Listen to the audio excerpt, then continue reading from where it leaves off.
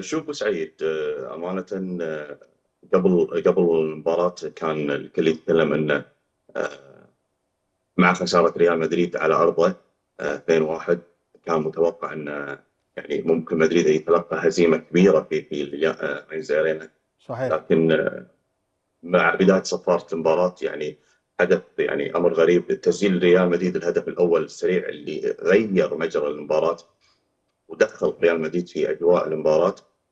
لكن يمكن حتى مع هذا الهدف، آه، الكل كان يشوف ابو سعيد مستوى ريال مدريد كان مو قادر يجاري بايرن ميونخ للامانه.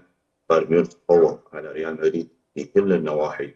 يعني ريال مدريد كان بالنسبه لي، ريال مدريد اقول لك اياها بكل صراحه، ريال مدريد كان اللي يشوف المباراه كانه قاعد يلعب فقط على اسمه، لانه لا كان قادر يجاري بايرن ميونخ لا في القوه البدنيه ولا في الالتحامات البدنيه.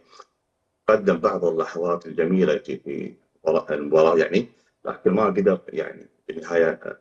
بايرن ميونخ هو اللي قدر يسيطر وفرض نفسه، والدليل التفوق الذهاب والاياب اللي حققه بايرن ميونخ على. طيب،